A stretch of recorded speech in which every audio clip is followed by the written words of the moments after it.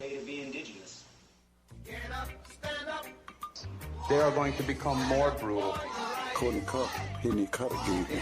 Because all the hippies were trying to be Indians anyway. They're going to become more repressive because it's a matter of dollars and their illusionary concepts of power. Hey, Victor. We must live in balance with the earth. And also with recent happenings at Wounded Knee.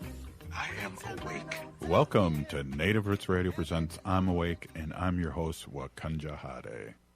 Hey, Kadagi, to all my friends and relatives in four directions, you are listening to Native Roots Radio Presents I'm Awake. This portion of the show is supported by Native American Community Development Institute with Make Voting a Tradition in Minneapolis. Hey, we are here now with and are so excited to welcome back Indian Country's auntie, Deb Haaland, a big Pinigigi. Thank you for joining us today on Native Roots Radio, and we hope you had a great Indigenous Peoples Day on Monday.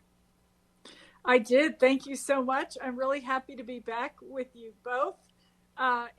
Yes, Indigenous Peoples Day. It's always a good day to be Indigenous. It's nice that the country celebrates all of us one day of the year.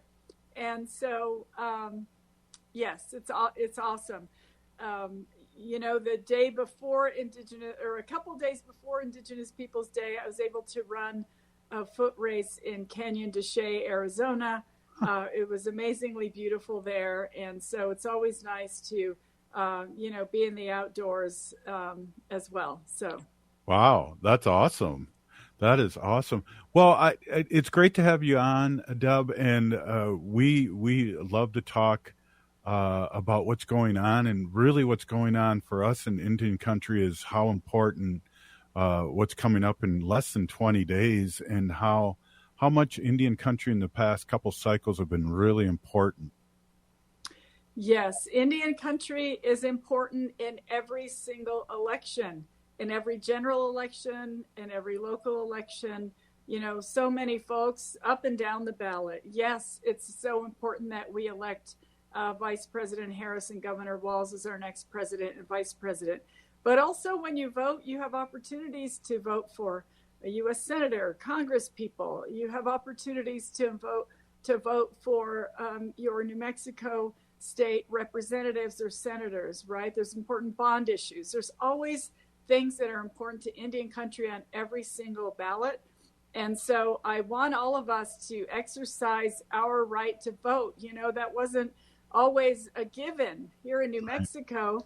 One of our Native American veterans who had served in World War II had to come home from fighting to sue the state of New Mexico so that Native folks would have a right to vote. This has been a hard fought right for us, and I want everyone in India, all my relatives, all my friends in Indian country, to realize that we have an obligation to carry on this legacy, to make sure that we are out there not only voting, but encouraging our friends and relatives in our communities to also get out and vote. Our future depends on it, and I am asking everyone right now to make sure that you're voting. Vote early, vote on election day. It's better if you vote early because then on election day, you're able to drive some folks to the polls and not worry about your vote. You've already cast it. So there's lots of elderly folks out there, maybe who don't drive anymore. We should all be good citizens and make sure that everybody in our communities have an opportunity to get to the polls and cast their ballots. Absolutely. We talk about here on Native Roots Radio, have a plan is what you're saying, Deb. Indeed. Yeah, one of the exciting things here in Minnesota is already early voting, and we have done it here, my wife and I, and then I believe Wisconsin is Monday, early voting starts for them. So it's very important, Deb, to have a plan and help your aunties and whomever else and the first-time voters. Yes, absolutely.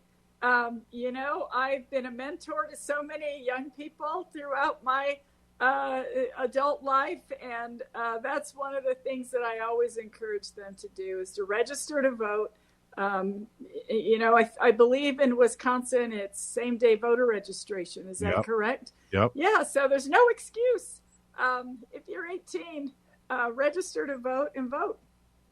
Yeah, same here in Minnesota too. First day registration, and we're happy for that. And we talk about, Deb, that when the young ones vote for the first time, they become lifelong voters, and that's true, right? I believe so, right? You get trained. I know I used to take my child to the voting locations with me. That's back when, I've gone through various eras of voting, right? You used to have to go behind the curtain and close it. Yeah. So Soma would be there with me as I cast my vote. And when they turned 18, they registered and have voted ever since. So yes, it's important. And not only that, but some of the young kids can encourage their parents and the elders in their families. Some folks never got used to voting, right? Mm-hmm. But it's never too late. I think you can get used to voting at any age, and so I'm encouraging it here today. A lot is at stake, Robert, in this election, and it's too important to not vote. Right. Well, we talk on our show a lot about Project 2025 and how we need to vote to get the vote out to preserve our sovereignty. Oh, dear heaven. Yes, that Project 2025 is really scary. And, I know we're probably watching some of the convention, and it's an actual gigantic book, right? Yeah. It's a big, thick Project 2025 is a real thing. It's in black and white on pages, mm-hmm. and it's every way possible to limit our rights, to take away our rights, to make sure that that president who embraces that Project 2025 has the power and the authority that they need to just bypass all kinds of bad thing. Yes, exactly. So yes, we need a new way forward. We need an opportunity economy. That's what Kamala Harris is promising. Mm-hmm. And Kamala Harris has made a commitment to Indian country. Yeah. Tim Walz has made a commitment to Indian country, and we see what his record is too in Minnesota, right? With his lieutenant governor, our dear friend Peggy Flanagan. They have been a wonderful team for Indian country in Minnesota. So I am excited about them, but they can only get across the finish line if we do our duty. And so I believe very strongly that Indian country is going to play a very big role in this 2024 election. And I want us all to get out and show that we have that kind of power. We have power as a community, all of us together, to cast our votes and to make sure we're getting candidates who care about us. Absolutely. Deb Haaland, we only have a minute left. Mm-hmm. I think one of the things that really was exciting when you were talking about is all the way through the ballot too, how important that is. I wonder if you can just talk on that for the last minute or so. Oh yeah, of course. Well, of course, I voted today, and at the top of my ballot was Kamala Harris and Tim Walz. I was very happy to fill that oval in. Further down, we have a U.S. Senate race here in New Mexico. I also cast a vote for my representative, my congressional representative in District 1 here in New Mexico. My New Mexico state representative and senator. And then there were lots of, ballot issues, right? Bonds and things of that nature, to approve funding for important things in our community. So I was really happy that I spent the time. Our ballot was on both sides. It takes a long time sometimes, right, to read through all those things. If you get your sample ballot before you go into the ballot box, you know how you're going to vote. You can fill in your ovals ahead of time and take that a sample ballot in with you and you'll know how to vote. So let's just make sure that all of us are doing our part. Deb Haaland, Indian Country's favorite auntie, thank you so much for spending time with us. Really appreciate you. You bet. All right. Hey, Native Roots Radio. Up next, State Senator Mary Kunesh. We'll be right back. Stay with us. For nearly 10 years, Make Voting a Tradition has empowered Native American communities by bringing friends and families together to talk about important issues. NVAT is increasing voter turnout and ensuring Native voices shape the future. This election season, skip the crowds and vote early in Minnesota. Elders and busy voters can vote in person before Election Day. Find your early voting location at sos.state.mn.us. Let's make voting a lasting tradition for generations to come. This November, we have a clear choice for who's truly fighting for our Indigenous communities in Minnesota. Democrats created the Missing and Murdered Indigenous Women's Task Force, made college tuition free for Native scholars, and legally affirmed our Native sovereignty. By signing co-stewardship agreements to manage federal lands, we return the lands of the Upper Sioux State Park to the Upper Sioux tribe and over 11,000 acres back to the Leech Lake Band of Ojibwa. This November, vote for the party that stands with our community. Vote Democrat. Paid for by the Minnesota Democrat Farmer Labor Party. For everything you need to know about voting in Minnesota, visit the Secretary of State's website at mnvotes.org. Find out where to vote, check registration status, and view sample ballots. Again, for all your voting information, go to mnvotes.org. Everyone likes a litter-free ride on Metro Transit buses and trains, so pitch in. Take pride in your ride and take your trash off with you when you get off at your stop. You'll find trash bins at every Metro station. Want to help clean up transit stops in your neighborhood? Join the hundreds who volunteer to adopt a stop and keep it picked up. Learn more at metrotransit.org/adopt-a-stop. That's metrotransit.org/adopt-a-stop. Hi, this is Representative Sharice Davids from Kansas. I'm Ho Chunk, and you're listening to Native Roots Radio. And we're back to Native Roots Radio presents I'm Awake, and this is Robert Pilot. This portion of the show is supported by the Minnesota Indian Women's Sexual Assault Coalition. Hey, what a show this is. Now we have our friend, State Senator Mary Kunesh on. And State Senator, it's great to see you. I haven't seen you in a couple weeks. Well, I have seen you, but I haven't seen you on the radio. You've been out in community as always in a good way. And happy Indigenous Peoples Day. We got to see you. It's hard to get in that long procession to greet you. So it's great to see you. And thanks so much for being on. And geez, I'd love to catch up the last couple of weeks. I know we haven't talked face to face. Yeah, it has. It really has been. It feels like a long time since I've been up here on your show, but just keeping busy with legislative stuff and family stuff, and I'm getting my kitchen bumped out, so that's been a bit of a chore getting that done. I'm really excited. I think the end is in sight, but it's really interesting because we are considered a part-time legislature here in Minnesota.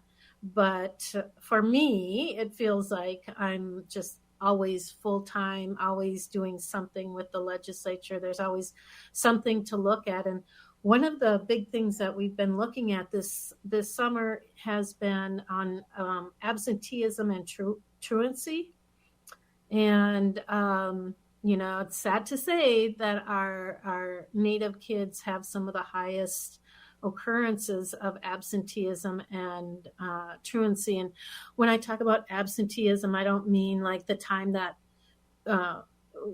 families maybe go back to their reservation or to their community for ceremony or for to finish up on ricing or the sugar bush in the spring, but just the fact that sometimes it's a real struggle to get kids to school, whether it's transportation, whether they don't have clean clothes, which happens a lot, and not just for our Native kids, but for all kids, and whether they just have the resources to get to school and put in a full day. And so we've been looking at that, and that's been an issue across the nation. But here in Minnesota, we're taking a really proactive look at that. We've got a bunch of schools that are working together, some that have already done some great things around it, and looking, sharing all their best practices with those that are struggling. So that's one of the fun things that I've been able to do. I was just up in Moorhead for a day, stopped in Osakis, and then went up to Moorhead to look at their schools and meet with the regional library group, which was fabulous. Always happy to. Oh, I met the North Dakota poet laureate. Yeah. And she's a Native woman as well, just like here in Minnesota. And so she was at this dinner that they put together for to greet me and to talk to me about some of the things that that libraries, public libraries, county libraries are struggling with. And Dr. Denise Lamordier, I hope I didn't slaughter her name, but she's the poet laureate in North Dakota. She's from Turtle Mountain Band of Chippewa, and she's been involved in education. She was an elementary teacher, a principal, a professor, and she gave me the latest copy of her book, which is just really lovely. It's Beads on a Rosary, and it's about the boarding school experience. Wow. And I hadn't met her before. I've met our other poet laureates here in Minnesota, and that was really exciting. I know, as a former media specialist in the school district, I can see you get really excited with these things. I know years ago you also like to listen to podcasts, and you told me about that one major podcast that Finding, what was that again? Finding. Yeah, I'll have to look that up. Oh my gosh, I can't believe I forgot that one. That was amazing. Yeah. And I, gosh. Oh my gosh. Well, let me look it up while you're Okay. talking here, because I put you in that predicament and I can't remember. And just have been reading Finding Nemo to my granddaughter, so That's the first thing that comes up.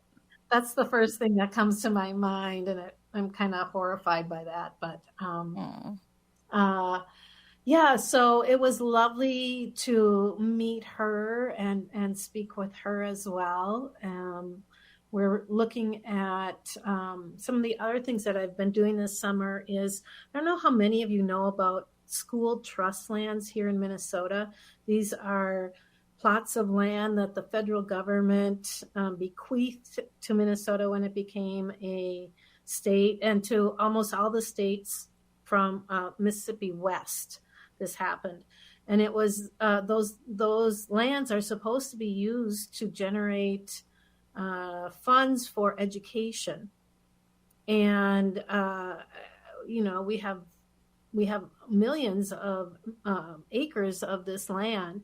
A lot of it has been is being generated through mining proceeds and that sort of thing.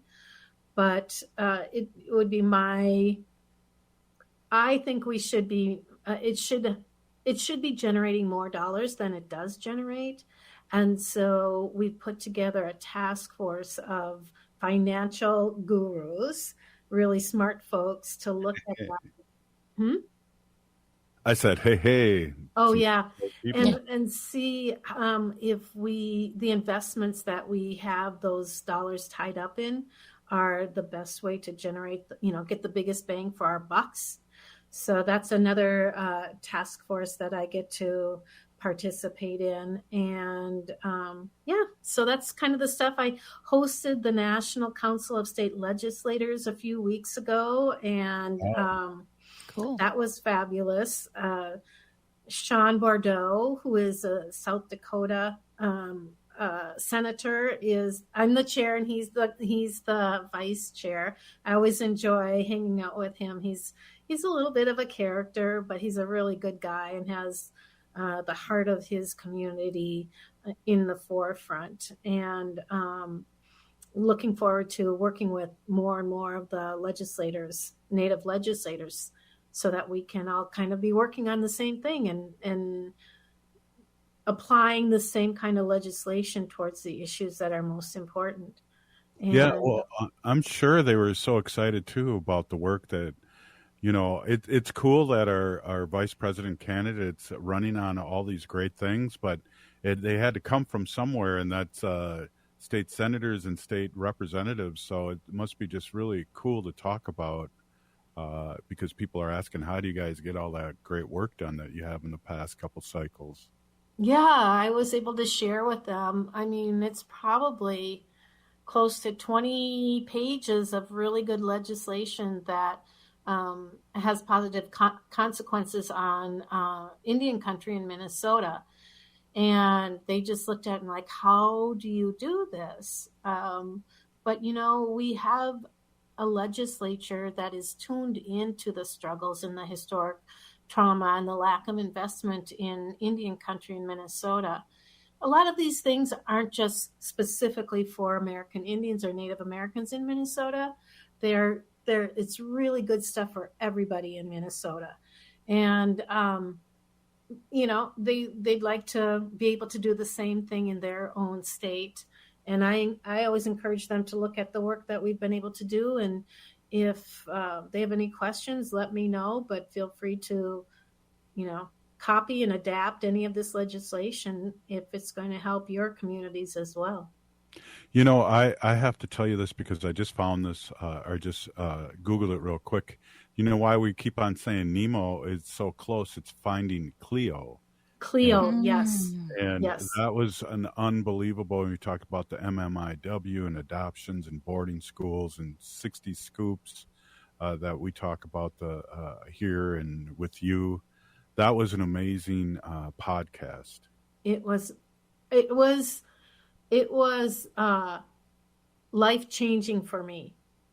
So those of you that are listening, it's a BBC podcast coming out of Canada, Finding Cleo, and it's a heartbreaking story, but it's also a story of really reunification of a family that was just destroyed and scattered to the winds.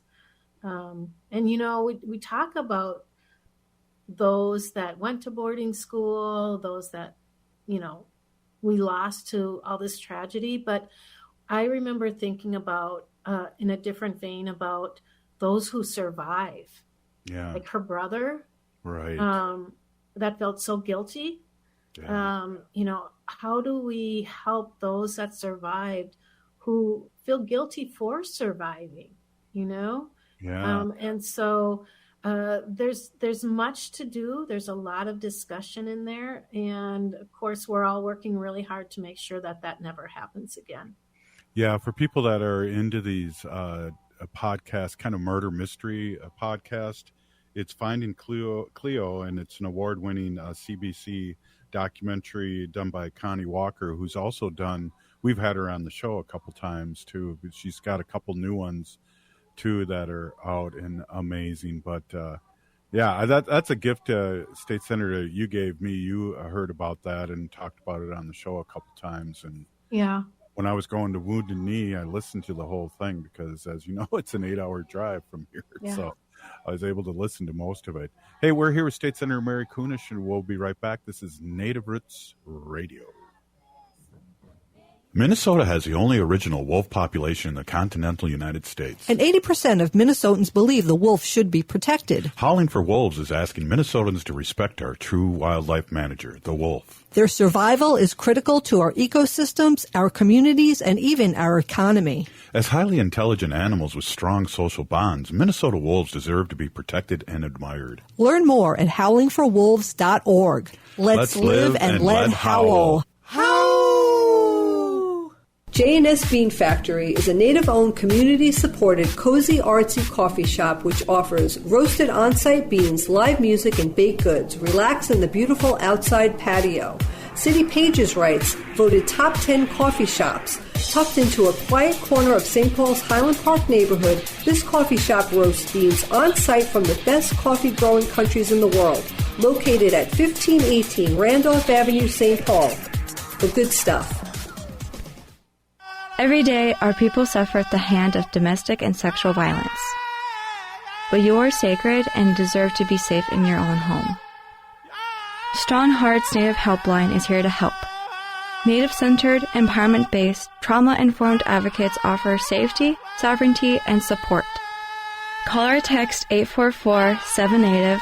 To chat online, visit www.strongheartshelpline.org. Reach out today. Indigenous communities face severe threats from pollution impacting both the air we breathe and the water we cherish. Pipelines, mines, and waste incinerators near our homes lead to higher rates of asthma, diabetes, and heart disease. In the Twin Cities, Native and Black communities experience over twice the rate of asthma. Let's not forget that water is life. It's something we must protect as a vital resource and way of life. In Minneapolis, our vote helped close the Smith Foundry and bituminous roadways. Let's continue using our vote to fight for climate justice. Make Voting a Tradition, or MVAT, empowers Native communities by increasing voter turnout and supporting conversations about critical issues like clean air, water, and health. By getting involved, we shape the policies that protect our families and environment. Find your nearest polling location at sos.state.mn.us. Let's make voting a tradition for future generations. That's sos.state.mn.us. This November, we have a clear choice for who's truly fighting for our Indigenous communities in Minnesota. Democrats created the Missing and Murdered Indigenous Women's Task Force, made college tuition free for Native scholars, and legally affirmed our Native sovereignty. By signing co-stewardship agreements to manage federal lands, we return the lands of the Upper Sioux State Park to the Upper Sioux tribe and over 11,000 acres back to the Leech Lake Band of Ojibwa. This November, vote for the party that stands with our community. Vote Democrat. Paid for by the Minnesota Democrat Farmer Labor Party.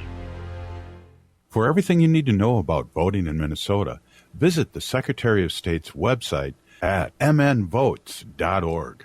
Find out where to vote, check registration status, and view sample ballots. Again, for all your voting information, go to mnvotes.org.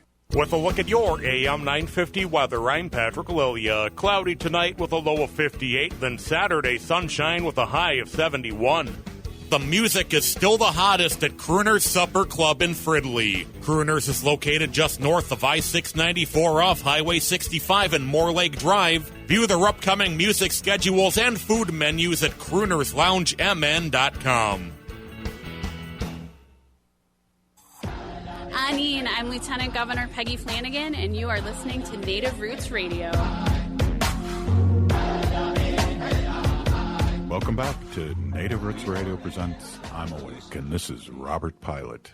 This portion of the show is supported by Strong Hearts Native Helpline. October is Domestic Violence Awareness Month, and Strong Hearts offers culturally appropriate support and advocacy for Native Americans. You can call or text them anytime at 1-844-7-NATIVE or chat online at strongheartshelpline.org.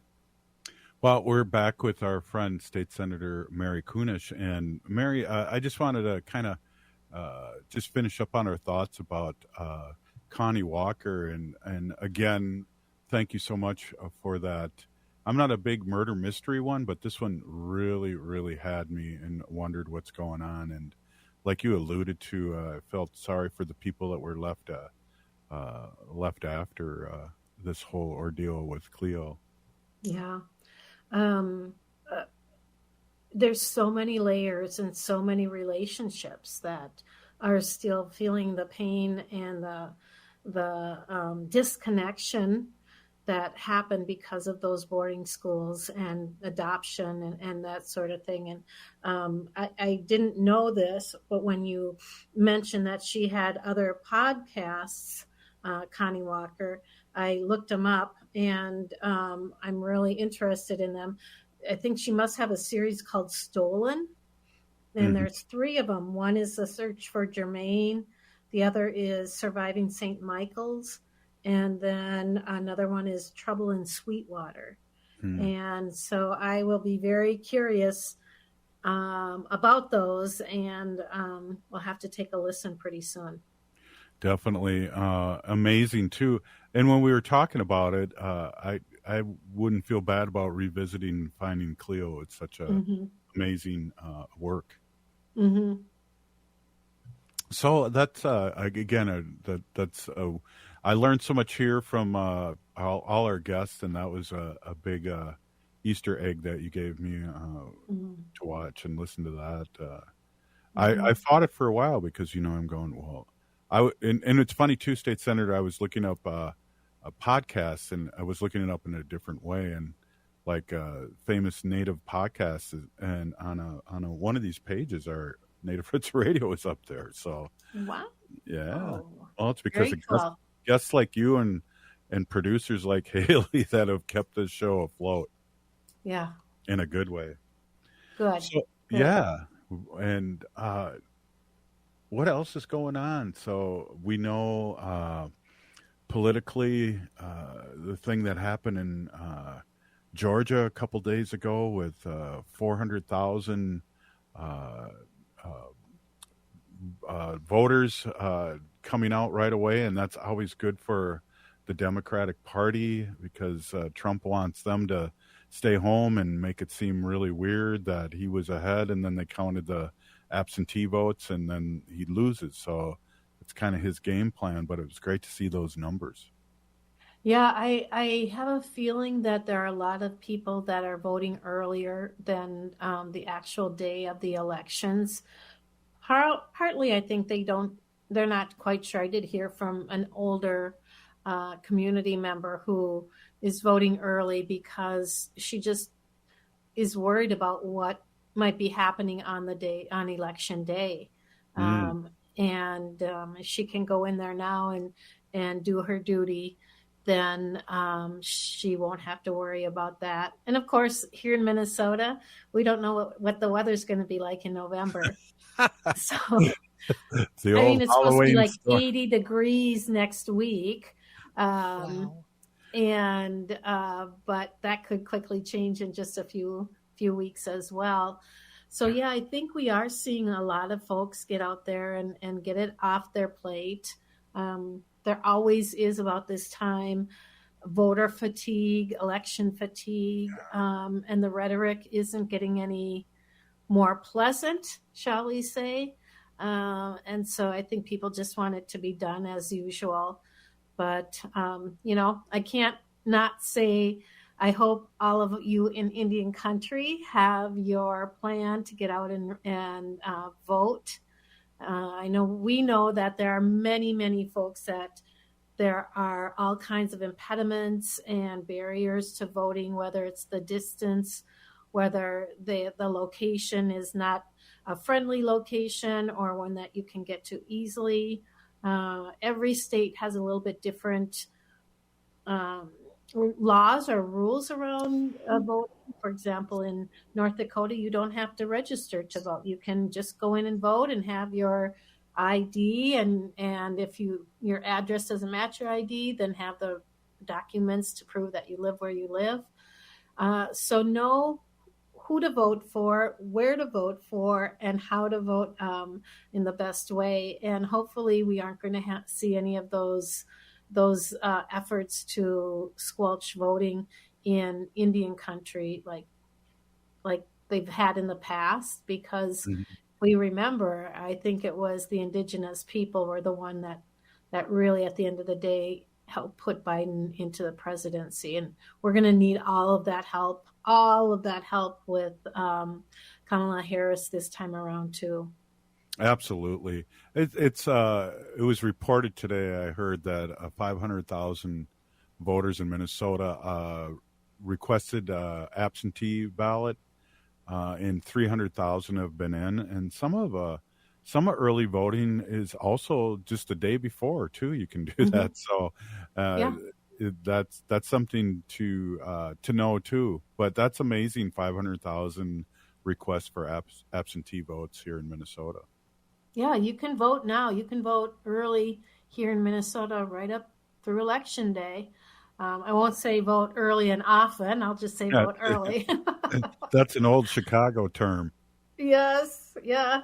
Vote early and vote often. Wendy and I voted early. Did you? Yeah.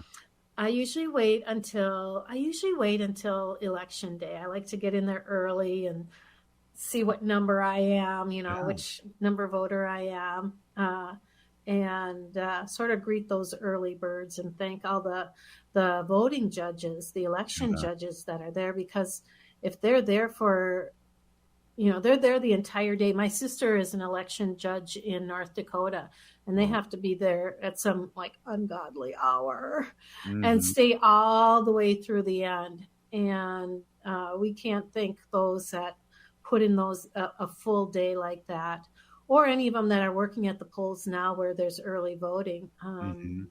Appreciate all that work and dedication to democracy. Absolutely. It was really funny. It was a few days ago. I want to say it was Monday or Tuesday. We went, and the person that greeted us, I go, "How you doing?" He goes, "Oh my God, don't ask." And then we got in there, and in and out in 20 minutes maybe max. But I heard from one of the workers that there was a line around the block just a half hour before we got there. Oh, wow. So that's exciting. We went to that voting place on Plato across the river in St. Paul. I used to really, really like the day of too, but I'm kind of thinking I really want to help people get to the polls, whether it's giving them rides but also we did talk a little bit about possible things happening on election day too that kind of made me take pause. Mm-hmm. Yeah, I hope it's a smooth election. I hope that whoever the winner is, that there's a nonviolent change, turnover to the next administrator. But come that election, there's going to be a lot of changes for Minnesota. When Kamala Harris becomes our next president and our Governor Walz becomes our next vice president. Yeah. And that means Minnesota will have the very first American Indian and very first woman as our governor, which is in so many ways incredible. Yeah. Absolutely incredible. And then just by progression of the way that our Constitution is, we will also end up with our first African American at that level of administration in the state by Senator Bobby Joe Champion, who is currently the president of our Senate. He automatically moves to the lieutenant governor seat. So we'll have our first Native American, our first African American as a governor, lieutenant governor, and in like one swoop. It'll be incredible. That is incredible. I always feel like we really are blessed here to live in Minnesota for a lot of reasons. And politics has been one of the reasons over the years. I mean, I've always kind of watched politics, whether it was Hubert Humphrey, Walter Mondale, Wendy Anderson. I don't know if you remember the Governor Wendell Anderson. And all these champions of Minnesota and good deeds that became national politicians. Mm-hmm.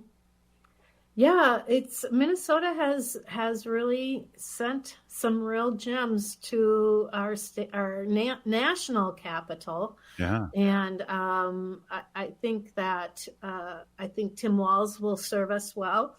Mm-hmm. He will serve Kamala Harris well, and I think Kamala Harris is going to bring a different kind of leadership to our national capital and for the people of the United States.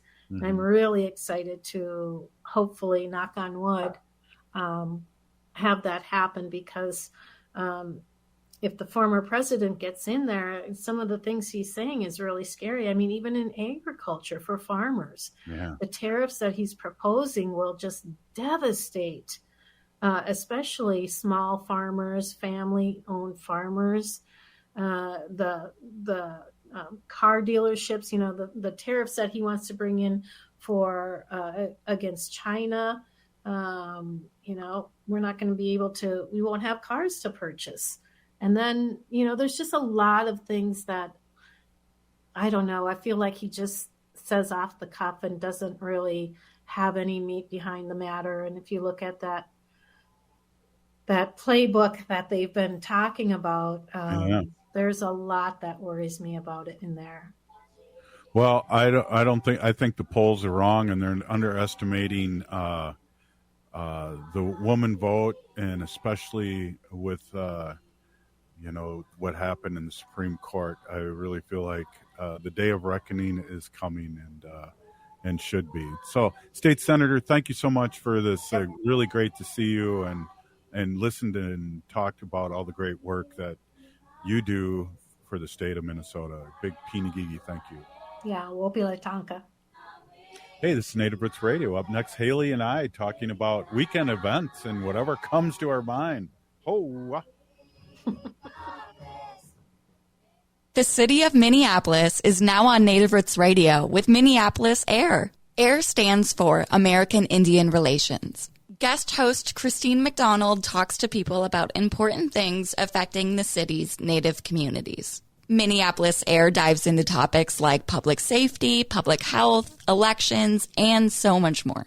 Tune in to Minneapolis AIR on Native Roots Radio from 5 to 6 p.m. on the second Wednesday of every month, right here on AM 950. Fossil fuel camps, like pipeline and oil drilling villages, are increasing violence against our indigenous sisters. Temporary workers from these camps have led to a surge in sexual assaults. In North Dakota, assaults on women rose by 75% after man camps arrived during the 2000s oil boom. We must hold big oil companies accountable for this violence and demand action. By electing leaders that prioritize the health and safety of our indigenous communities, we can fight back. Our vote is our voice. It's time to use it to protect our people, stand up for climate justice, and ensure a safe future for our next generations. Make voting a tradition, or MVAT, is about strengthening our Native communities. NVAT is here to boost our voter turnout and spark important conversations about the issues that matter most to us. Find your early voting location at sos.state.mn.us. Let's make voting a tradition so we can fight for the safety of our communities.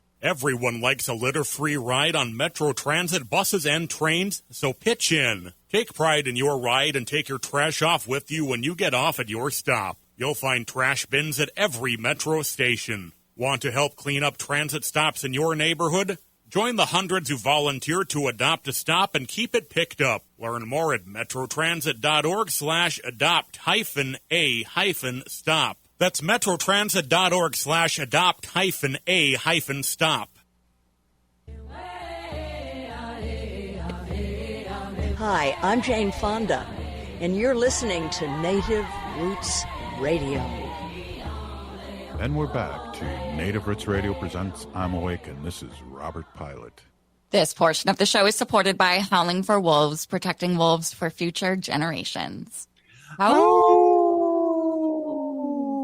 good one. Hey, it's Friday, and what a great show and great guests, and we just want to give a big shout out. We really appreciate people supporting Native Roots Radio, not only in a good way, but also as a guest to really bring out the word of what's happening all over. And, Deb Haaland's from Arizona, right? Or she's from down south, New Mexico. Same thing to a Midwestern guy, right? Texas. Right? Yeah, I don't blame you. Texas. No. So we're all the same but different, and that's what makes us unique. And I used to tell students that thought they were really unique in their dress and the way they handled themselves. I said, wow, you're unique, just like everybody else. I like when people do their own little thing. But yeah, I know I think Deb is Pueblo of Laguna, New Mexico. Mm-hmm. Yeah, there's a lot of different tribes, I think, like down in the southern states. I know we have 11 tribal nations here in Minnesota. Wisconsin has 12. But man, I was even thinking the other day, how many tribal nations are recognized in the state of California alone? Yeah, It's exactly. More than that. Oh, exactly. I don't know if you saw this on TikTok, but a friend of mine that I work with, son, in Forest Lake, went to every one of his teachers and asked him how many tribes are in the United States, recognized tribes.